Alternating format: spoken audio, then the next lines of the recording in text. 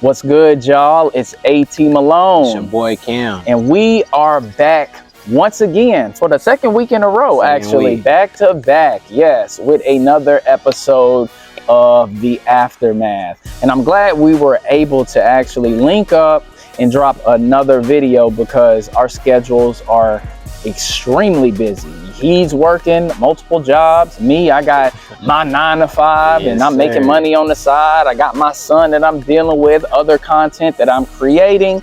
So it's a good thing that we actually made the time, scheduled it out on our calendar to be able to drop another episode. And this week, we got a couple of things to talk about. We're going to start off with our recap, our thoughts on what transpired this past week on Raw and SmackDown. Then we're going to segue into the releases of more WWE superstars. And then we are going to talk about Backlash that's coming up this Saturday. So let's talk about Raw first. Let's get into Raw. So what did you think about Raw? Raw was a pretty mid episode, of course. It was watchable. Okay. I thought the main event, of course, that's what I'm gonna talk about. The main event with Roman and Jacob. I'm gonna just get straight into that. That right there is peak cinema. Like the fact that Roman then took that belt and then made it to where it's literally the top belt in the company that everybody should be going for. Okay. It's insane how crazy and how fast he done made that belt look like that. Okay. And the story behind what Jacob is doing, like how Jacob looked like he got all the momentum right now going into the story or going into the feud, as if Roman, bro, I'm not here for all that little boy, little bro stuff. Okay. I'm the top dog, bro. I'm ready. I'm about to take your belt. I'm about to get that private jet. I'm about to put that food on my family's table. Ain't nobody finna take it from me. Well, my take is this. I don't really like the feud because we know that Jacob is not beating Roman. Okay, it's not happening. So in a sense, it's like Roman is burying Jacob Fatu, in my opinion, because Jacob Fatu is gaining all of this momentum. They are giving him more airtime. He's appearing on Raw and SmackDown just for him to lose at Backlash. And if he loses at Backlash, when he does lose at Backlash, where does he go? You know what I'm saying? Is he gonna fall in line after saying all of these things? Like, I want your title. I don't care about being a tribal chief. I want the money. I want the fame. I want to be able to, take care of my family and all of this stuff. What happens after that? Or it ends up being a disqualification. That's the only thing I see happening that could conserve, the momentum that Jacob Fatu has. But Jacob Fatu did drop Roman. He punked Roman. That was very interesting to see. So we're going to see what happens on Backlash. But that Logan Paul and Joe Hendry segment. Oh, man. I was laughing my butt off. I ain't going to lie. And especially, I don't know if you saw how Logan Paul reacted backstage, because him and Joe Hendry were talking. They were all cool. And then as soon as Logan Paul starts listening to the concert and watching it backstage, and he's saying, fire Logan Paul. Logan Paul was like, what the fuck? Yeah. I thought that was funny as hell. I think they could cook something right here with that feud, bro. And I say that because Logan isn't somebody that was born into the business. Joe Hendry isn't somebody that was born into the business. These are both two individuals that have talent outside of the business, meaning Logan Paul's a YouTube star. Joe Hendry does his music thing. Okay. And they're both in the business, and I'm not a fan of Joe Hendry, but he's there for a reason, obviously. Yeah, so he's entertaining. We gotta respect it. Okay. So looking at those two in their respective crafts, I think this feud right here, they could do something with it. Even though Logan Paul is gonna, I believe, come on top if they do go one-on-one. Logan Paul is a lot better wrestler and a way better athlete than Joe Hendry is anyway. But I'm not mad at that. Honestly, I like that feud, bro. Okay. And I think they could really do something with it. So. Yeah, I think that it's gonna add some entertainment flair. It's good to see, of course, new superstars on Raw. But what really cooked up to me was that Bayley Lyra Valkyria and Roxanne Perez and Raquel Rodriguez match. That match was insane, bro. Yeah, insane. I love that match, the way that they were going back and forth. Hey man, are they? You think they're teasing Roxanne moving away from Judgment Day? I think so, You because think so? Finn Balor, you He know, was talking yeah, to her, talking right? to her. So I could see a Liv Morgan, Roxanne Perez For the belt? feud. Yeah, I could. yeah, I could definitely see that, man. Definitely see that. Also, I ain't gonna lie. Shoot, that Becky Lynch Io Sky match.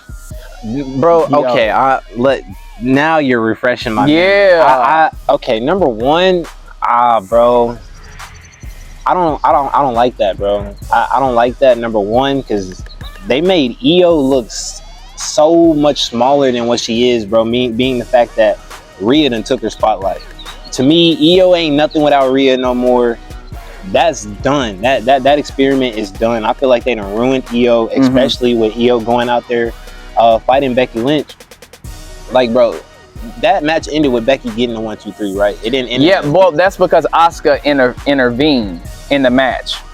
So that's what they do. Like, they are. That's starting to get really repetitive, bro. After it's a brawl, it's a brawl, it's a brawl, it's a brawl, it's a brawl. But bro. they doing it to conserve the momentum that these superstars have. So it doesn't make it seem like, oh, you beat me legitimately. So I'm gonna have somebody go out there, so it'll be an excuse for you to actually lose instead of losing, you know, legit. That's the new narrative that these writers are creating. I see, bro, because now every single week it's an open challenge from somebody. Every single week, open challenge from Oba, open challenge from Becky, open challenge from Penta, open challenge from Trick Williams. Like, what are we doing, bro? Like, there's no storylines. Oba just got done beating Brock Lesnar in an orderly fashion. Yeah. What is he feuding with Kit Wilson for, bro? Like, what are we doing? Man, he squashed Grayson Waller. Yep, squashed him. Like, yeah, we can't be doing that, bro. Not to the top stars. When Brock came into the business, I promise you, bro. Tell me if I'm wrong, because you was there. I wasn't. But when Brock came into the business, was he doing that? He was dominating everybody, bro. Brock was just a monster. He would take on all challenges, 2-on-1s. He was insane, bro. But Brock is a freak athlete. He's like a one of one. You know what I'm saying? You're not going to be able to find another Brock Lesnar that is as athletic, good on the microphone, you know, good in ring, because he has a, you know, amateur wrestling background. Even though that Obafemi is basically replacing Brock Lesnar, he's never going to be able to step in those shoes and walk in them the same way that Brock Lesnar did. You know, it's just not going to happen. But he's the next best thing. But the problem is now, where do you put him? Because there's so many other top superstars on. I mean, damn, bro, you got Seth Rollins, Roman Reigns. So this is what I was thinking. What? So after Backlash, we have King of the Ring. I'm thinking they're preserving him for King of the Ring, letting him go win that. And I think maybe at SummerSlam he goes for the World Heavyweight belt, or maybe Cody's belt, or the Undisputed, depending on what they're doing over there on SmackDown. Okay. I think that's what they may be doing, or, you know, trying to preserve him. At least he's doing something leading up to that, which is okay, you know, like, because he has to do something. I mean, everybody wants to see him on TV, if not just to hear his dance or to hear his music. So hearing his music and his interests, that's enough. Okay. So I think that's what they could possibly be doing, but I expect a little bit more, you know. But this just goes back to what I've been saying.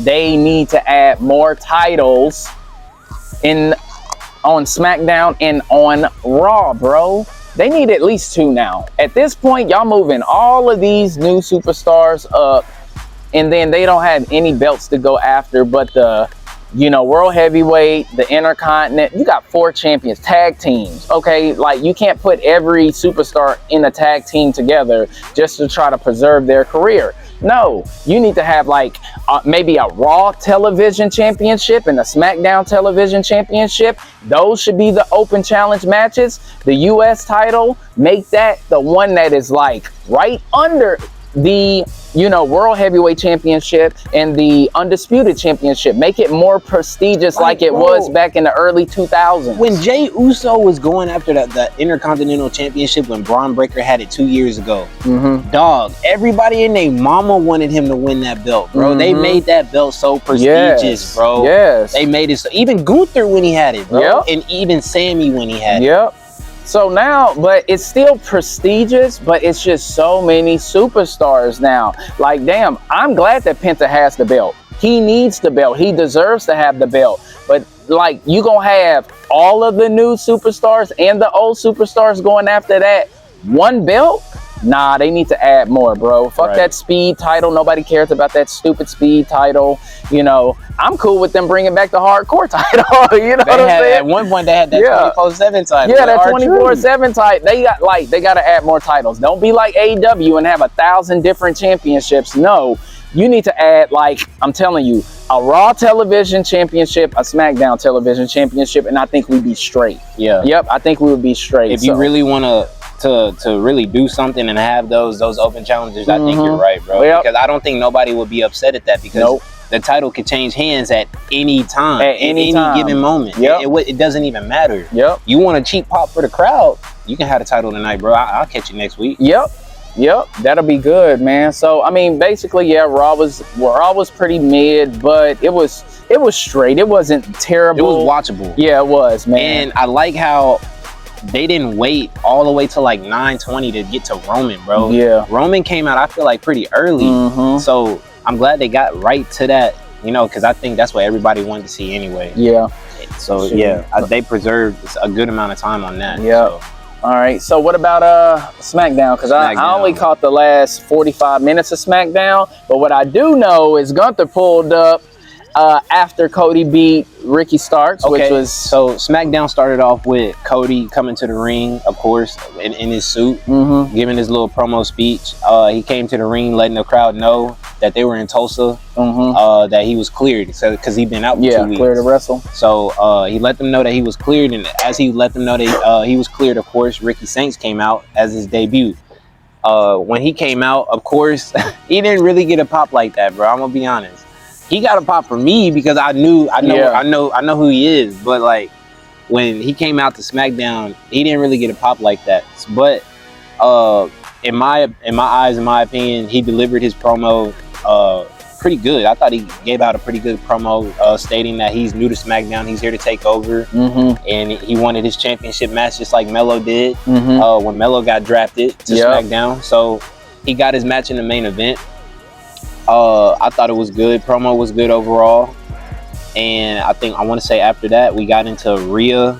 Charlotte was in the backstage segment with Alexa Bliss. I want to say they had like a tag team or something with Paige, or they had I didn't really pay attention to that. Well, I saw the Paige and Brie against the Irresistible Forces for the titles. Okay, who won? Brie and Paige, of course. How? Basically, Paige was on the apron. She wasn't, of course, what do you say? I don't know, man. She was waiting to get tagged in. I'm at a loss for words. So basically, what happened is Paige was on the apron, and Brie and Nia Jax were in the ring. And Nia Jax was about to freaking Yokozuna her ass, and Paige tripped her off of the ropes. So Brie Bella ended up, wrapping her up, or rolling her up, and 1, 2, 3. Okay. Yeah. So I was cool with it because how do you feel about their booking with the Nia and old girl? Oh, Lash Legend? Yeah, how you feel about that? I think I'm cool with it because basically what they're doing is they're pairing, the veterans with the newcomers. With the rookies, which is good. That's what The Miz and Kit Wilson are. And it's good for, the vets because they keep a job. Name. You know what I'm saying? Keep their name alive. They keep that pay coming in, and I'm cool with it. And they need to have mentorship coming in because, come on now, Lash Legend is just an athlete, bro. She ain't no wrestler like that. She's not good on the microphone. So No, it's gonna she's take not, it's gonna bro. take her time. But what I will say is she's probably gonna be a future champion one day. So in order for that to happen, she still needs to get, you know, Those reps. yeah, she got to get her reps in. So I'm cool with it. I'm cool with Brie Bella and Paige being the tag team champions. 1000% cool with that. No issues at all. So yeah, what else did we have going, Bro. I mean, the main event was Cody and no, it was the Usos no, it was- versus Solo and Tala Tonga. yeah. Tala Tonga, which was cool, you know, which was cool. Jacob Fatu ended up interrupting the match and he put Tala Tonga on his shoulders and freaking bro. Samoa dropped them on the announce desk. So yeah, that was cool. I was okay with that as well. So I mean, what I saw, which was just what I just told you, it wasn't bad. But with Gunther coming in and choking Cody Rhodes out, did not expect that to happen. I mean,